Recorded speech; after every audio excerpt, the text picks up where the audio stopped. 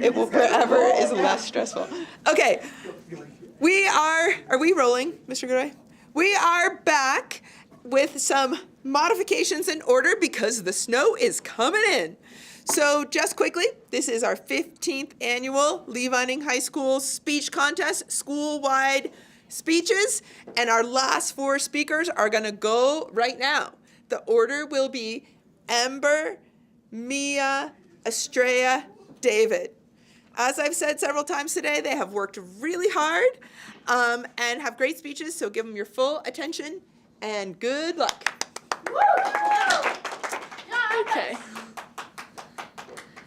Sakina Baksamusa, a student at UC Berkeley, was getting ready to leave her volunteer shift at the shelter when a homeless guest started to ask her questions about where she was from. This then led to him asking questions about her ethnicity and questions she did not feel comfortable answering. She left the shelter, but he continued to yell invasive questions at her as he followed her on his bike. This obviously showed her his mental instability. She wondered how someone like this could find suitable health care or even take the initiative to follow up with mental health care. One of the regular volunteers explained to her, "We are the only people in their lives who abide by their requests, and anyone else they encounter will treat them with disrespect as if they are unwelcome." Solving the homelessness crisis in our state will make our community a better place for all. We have all seen the tent cities in LA and the Bay Area. The problem in California is that there isn't enough actual affordable housing or free mental health care services, which results in the homelessness crisis. What are we going to do about the homelessness crisis, and how can we make it a supportive, safe place? It is important that we know the homelessness crisis will keep getting worse if we don't do anything about it. President Donald Trump highlighted the importance of addressing homelessness and focused attention on the need for action to improve living conditions for those on the streets. In an article from the LA Times, he stated, "We'll use every tool, lever, and authority to get the homeless off the streets. There is nothing more compassionate about letting these individuals live in filth and squalor rather than getting them the help that they need." The County of LA has more than 75,000 homeless individuals. California has about a total of 180,000 homeless. Los Angeles Mayor Karen Bass says, "I'm focused on getting people off the streets, but also in changing the dysfunction in the system." Bass is working on supportive housing, which is housing with no limit on length of stay, and transitional housing, which are buildings configured as rental housing developments. This can help the crisis be addressed so the communities around us that deal with homelessness can live contented. As a 15-year-old girl, it is scary to walk through the streets with people who don't seem trustworthy. I feel like the thought, what if something happens, or what would I do or could I do in any situation, goes through a girl's mind when walking through the streets. Not that I have had any scary experiences yet, but I have heard stories and read articles about some experiences. So it does make you think about stuff when walking down the streets. Clearly, this is one of the most important problems that needs to be in the state that needs to be addressed. We should understand that many people have their opinions on the homelessness crisis, and we should value most of them. There's an increase in homeless level, and 46% of adults say there's an increase in their community. Over 55% said that homelessness is a serious problem. When I go down to LA or San Diego to visit family or go to a volleyball tournament, I can look down the street and see lots of homeless individuals, even some families. San Diego is also filled with tent cities, and lots of people think that it makes their city feel and look unpleasant. Lots of people feel as though it is the government's responsibility to fix the situation.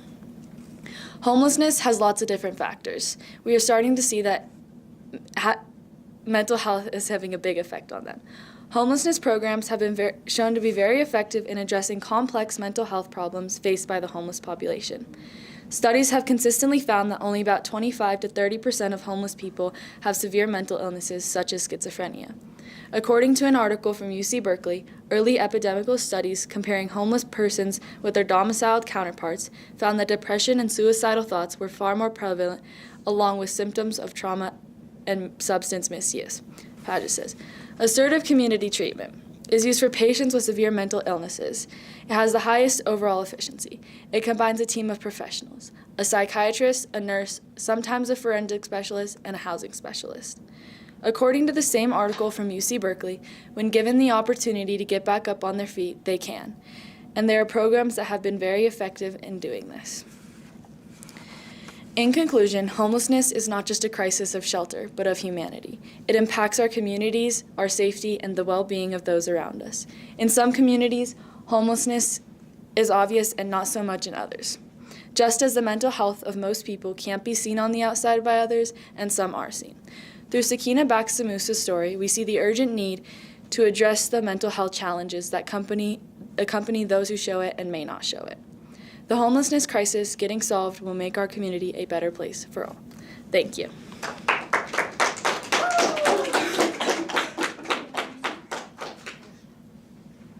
Okay, does someone want to let David in so he doesn't come in the middle of his speech? He was right by the door, so you might have to lean out there.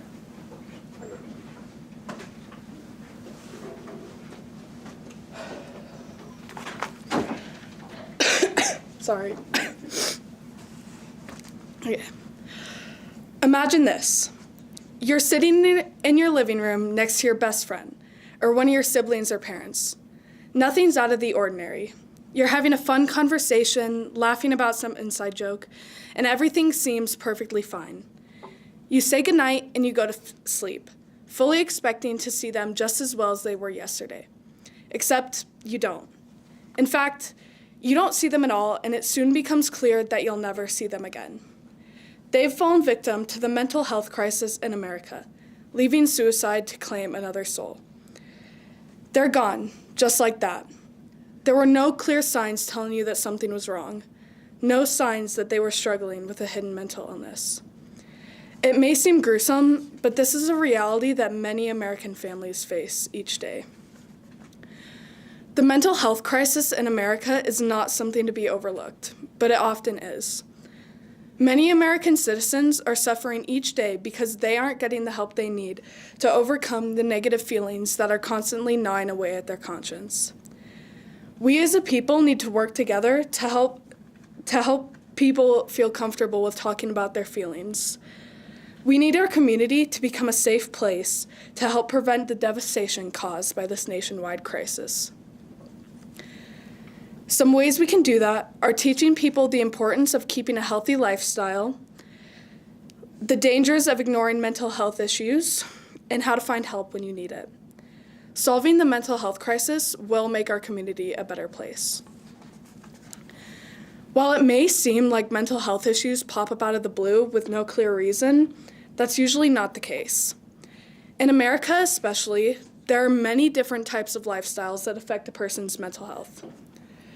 According to the Surgeon General of the United States, individuals who suffer from a chronic condition such as cardiovascular disease or diabetes have a greater risk of developing a mental disorder such as depression. Even the social standards for your gender can have an effect on your mental health. It's been found in numerous studies that a person's gender influences their mental health because of the image that society has built around them. For example, men are more prone to alcohol and drug addictions, while women are found to represent 90% of all eating disorders, which have the highest mortality rate of all mental disorders. An article from the National Library of Medicine states that obese individuals have a significantly increased risk for developing a mood, anxiety, personality, and alcohol risk disorder. And individuals who are depressed may be more likely to become obese or have other poor health outcomes. Living a healthy lifestyle is extremely important to taking care of your mental health. Whether it's from a sickness or just a behavior you picked up somewhere, it's necessary to understand what can help you overcome mental battles and what can't. We need to help our community, especially our younger generations, to understand that it's okay to not be okay and that there are opportunities to get help. It's not only unhealthy to ignore mental illnesses and leave them untreated, but it's also dangerous. There are many mental illnesses that become harmful or even fatal when neglected. A few examples of these illnesses would be depression, dissociative disorders, and eating disorders. Ignoring these illnesses can make people choose to go down the path of self-harm and start thinking seriously about suicide. Studies from the U.S. Centers for Disease Control and Prevention show that in 2022, over 13 million people seriously considered suicide. and it was the cause of death for over 49,000 Americans. That is one death every 11 minutes in the United States that was caused by suicide. Another article from the National Eating Disorders Association shows that 28.8 million Americans will have an eating disorder in their lifetime. And every 52 minutes, one person dies as a direct consequence of an eating disorder. If our community isn't making a serious attempt at preventing mental health issues from growing to the point where they can't be helped, we're falling short and are complicit in the ever-growing numbers of people who fall victim to mental health issues like suicide and eating disorders. We have to make an effort in our community to help so we can become a better place and we can aid in decreasing the mortality rate of mental illnesses. There's this idea in our country that asking for help with mental health issues is unacceptable and weak. As a community, we need to do our best to overwrite this social stigma. We need to make it clear to the people struggling with mental health issues that there are always ways to find help. Whether it's talking to someone about what you're going through, or just even going for a short walk every now and then, there are ways to get help. An article from the National Institute of Mental Health states that self-care looks different for everyone, and it is important to find what you need and enjoy. It may take trial and error to discover what works best for you. You don't have to simply follow what everyone else is doing to get help. You just need to make time for yourself and the things you love. It doesn't have to be big, and studies from Mental Health America have shown that positive emotions can decrease stress hormones and build emotional strength. So even doing something as simple as laughing can improve your mental health. The minute that you start to focus on your strengths and goals for the future is the minute that you complete your first step towards repairing yourself and your mental health. While there are many things in life that can deteriorate your mental health, there are also many ways to improve it. You can find help wherever you go, and it's important that the community we live in makes that clear. Doing something as simple as putting up helpful posters that show ways on how to improve your health is something we can do to help strengthen our community and make it a better place. We don't have to live in a world where losing someone you love overnight is a constant fear. Together, we can contribute to correcting the stigma and pain of mental illness. This is how we grow. Thank you.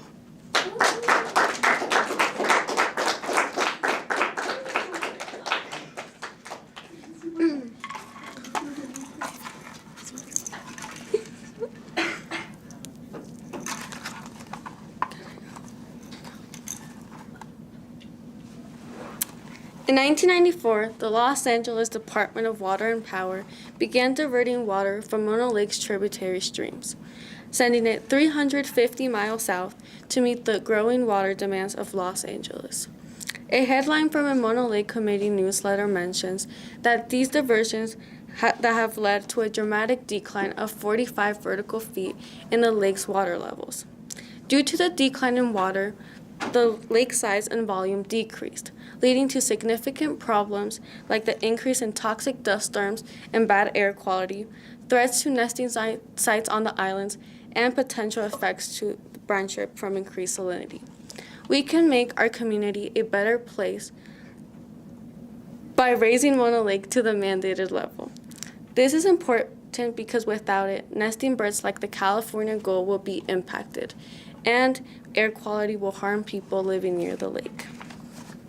Over the years, Mono Lake has been significantly impacted by water diversions that has caused harm to the lake's ecological health. According to an article from the San Francisco Chronicle, fierce dust storms blow off the exposed lake bottom and cloud the skies with some of the nation's worst air pollution. A land bridge is forming two islands with tens of thousands of nesting gulls, threatening to bring coyotes within easy reach of baby birds. The lower water levels makes land bridges form between the islands and the mainland, which lets predators like coyotes reach the nesting birds. This puts the animals that depend on the lake at risk. When water levels drop, large areas of the lake bed become exposed, which leads to dust storms that create bad air pollution. When I'm outside during windy days, I can sometimes see dust storms pop out of nowhere.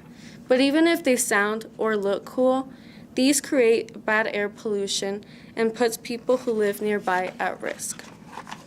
Even though water diversions have decreased over the past decades, Mona Lake is still below the mandated level of 6,392 feet above sea level, which was set by the California State Water Resource Control Board's decision 1631 in 1994.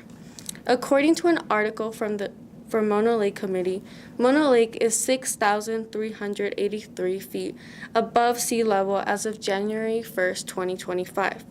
So much water is still being diverted, causing the lake to be 9 feet below the mandated level as of January 1st, 2025.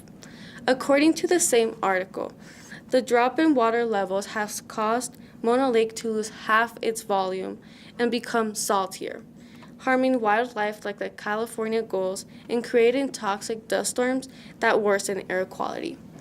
Rising the lake to its mandated level of 6,392 feet is important for its restoration. This would reduce salinity, improve air quality, and protect nesting birds by keeping predators away. Unfortunately, the lake is rising slower than expected due to less snow runoff, lower rainfall, more evaporation, and continued water diversions by the DWP. This shows that we need stricter policies to help the lake recover and ensure the ecosystem and community are safe.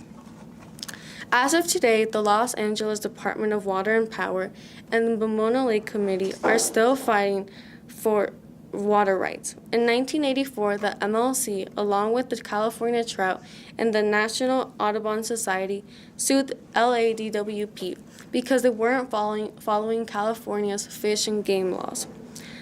Then, in 1994, the California State Water Resource Control Board made a decision that forced Los Angeles to limit its water diversions to 16,000 acre-feet per year. This was seen as a fair amount that would help the lake recover and reach its healthy level of 6,392 feet above sea level within 20 years. Even after a court decision, Mona Lake is still 9 feet below the level it's supposed to be by January 1st, 2025. After promising to keep water exports at a minimum, LADWP continued to take maximum amount of water,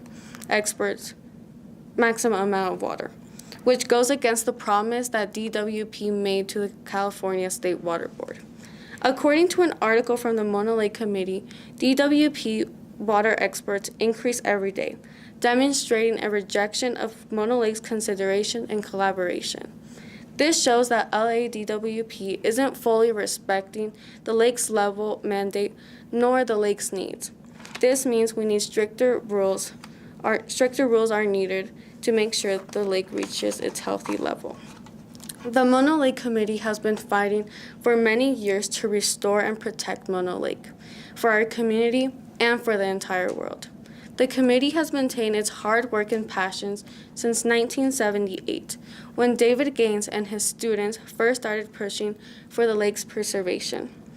Even after 47 years since the committee was founded, its mission to protect Mona Lake is still going strong. They have also allowed people to get involved and learn about the lake's importance, and created opportunities for students to get involved through a program called Experiencia Ambientalia, in which students learn about Mona Lake in hope of a new generation to develop a deep love and appreciation for it. As a member of Experiencia Ambientalia, I have found a love for Mona Lake and realized how important it is that we need to help out and make our community a better place. Thank you.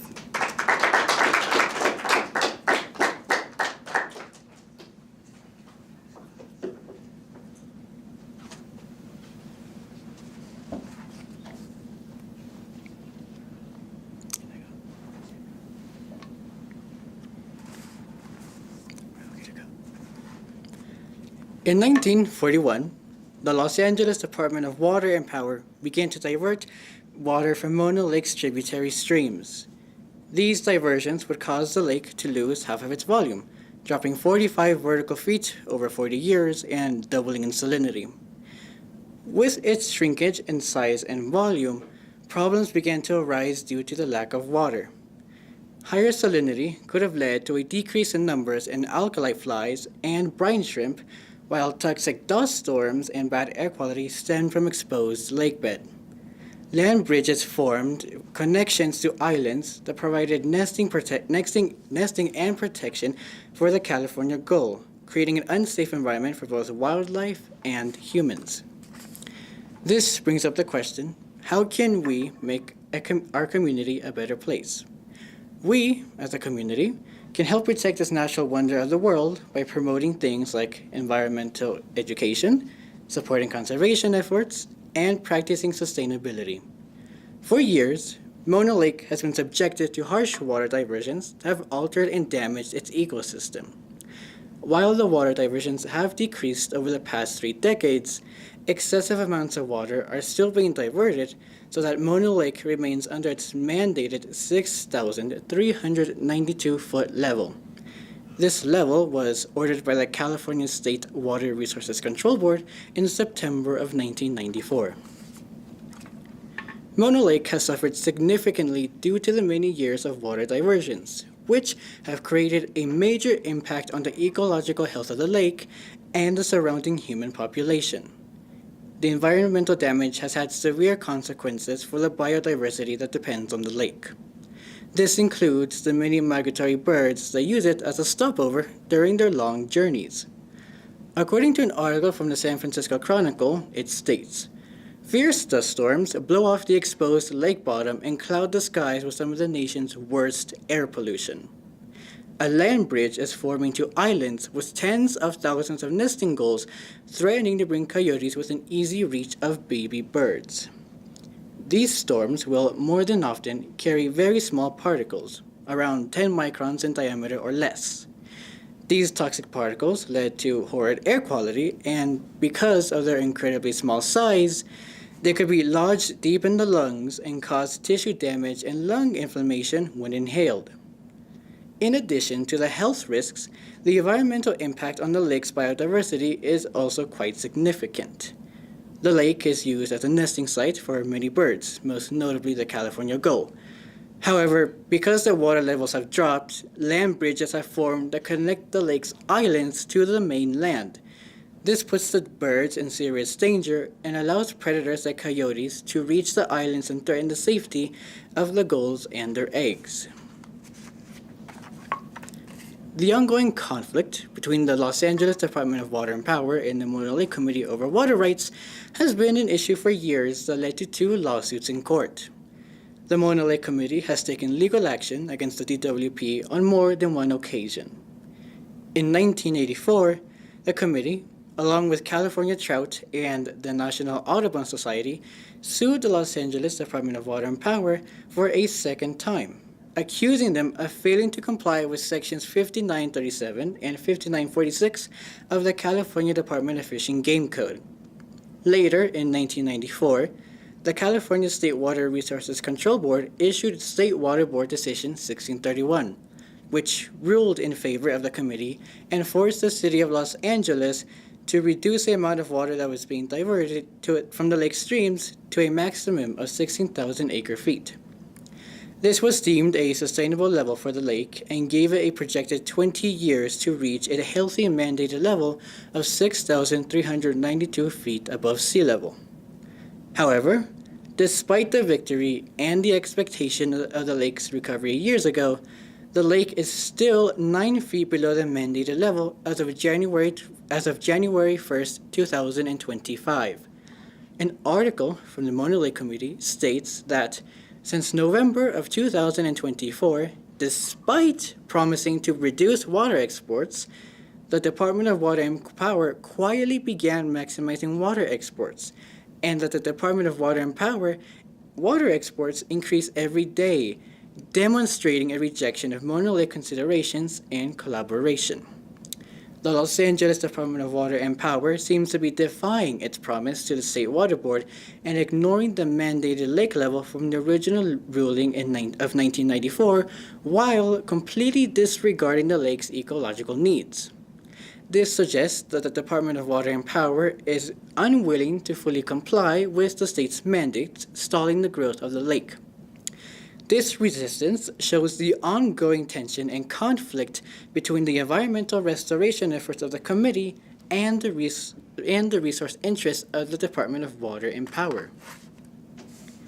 As the lake continues to rise, becoming involved in this ongoing battle between the Mono Lake Committee and the LADWP can make our local community a better place.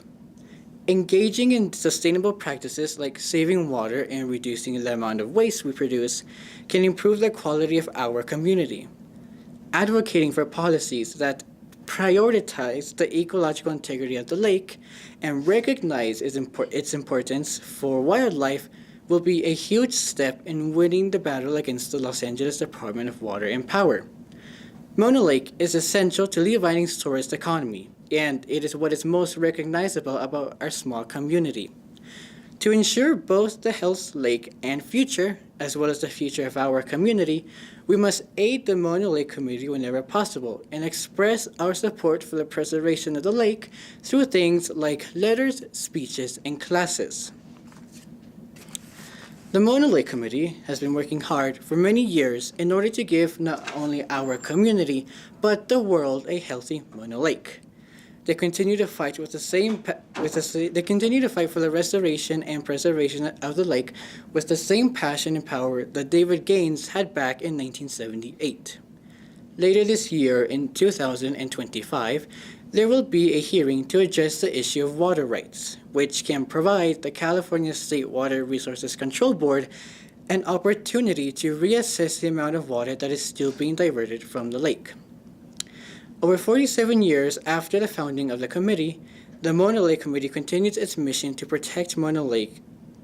People, and especially the youth, can also actively participate in assisting the committee in a way that can make our community a better place. In August of 2023, I, and as well as other students, got the opportunity to be involved in a youth environmental educational program. Having youth be involved in the conservation of Mono Lake could bring major positive impacts to not only their educational journey, but also to others who may see them as a major inspiration for protecting the environment. The committee promises to continue to fight for the lake and its protection, and as they say, the Mono Lake Committee wasn't formed just to fight the Department of Water and Power. It was formed out of a love for Mono Lake. Thank you.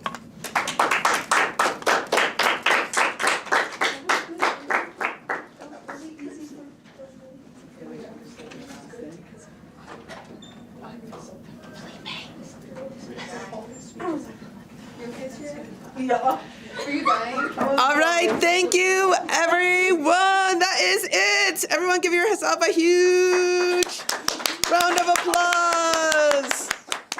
Great work, everybody. Thank you. Okay. All right, so you guys, we are just in 5th period right now until we hear something.